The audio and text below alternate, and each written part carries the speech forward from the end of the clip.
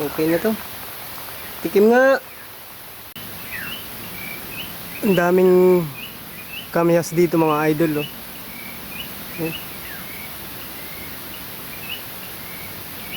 Kukuha tayo ng mga ilang piraso. Lalagay natin sa isda. Ayan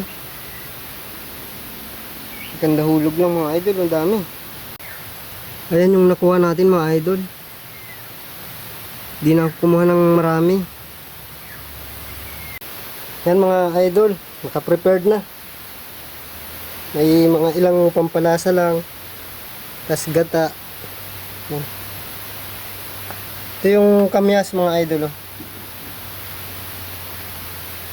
Ito yung luya. Di ko na binalatan mga idol. Hinugasan ko lang maayos. Yung luya na yan mga idol, native yan. Dito ko lang yung kinuha. Ang daming laman nakalutaw yung mga laman. Native siya.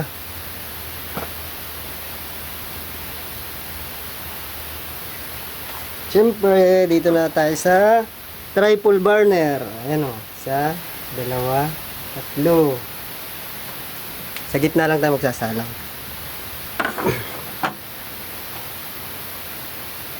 Sibuyas mga idol, hindi ako nakabili. Okay na yan. Simple lang naman yung pagluto nito mga idol.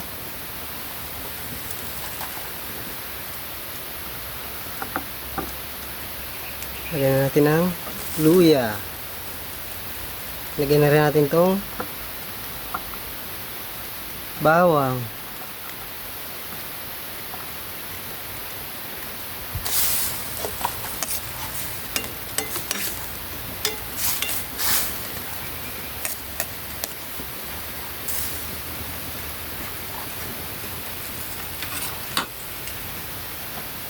Sarap niyan mga idol, maraming sili.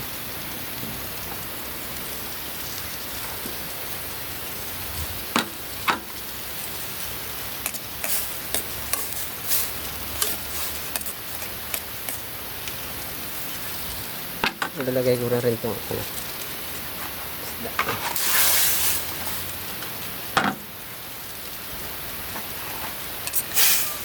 Ilalagay ko na rin isda mga idol, baka matuyo kunti lang yung gata niya.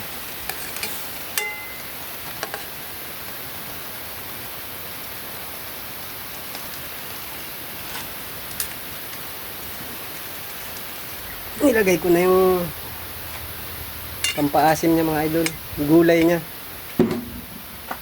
kamyas. So lagyan ko na ng sili.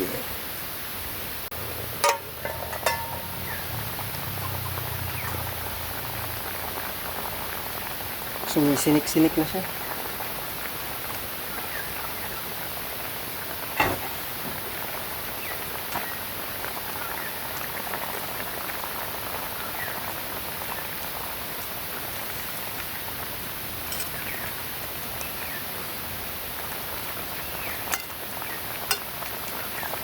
Sobrahan na mga idol.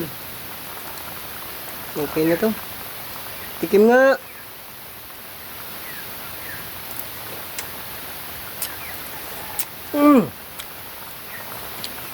Swabing-swabe lang mga idol yung asim niya.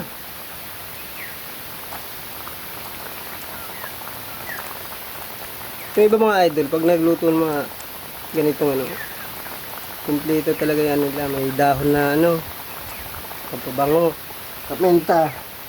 Itong luto natin. Lutong ano lang yan. Lutong kain na.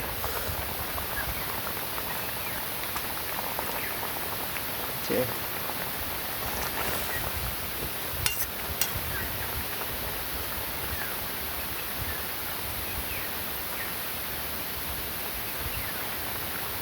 Okay na yan. Kain na tayo mga idol.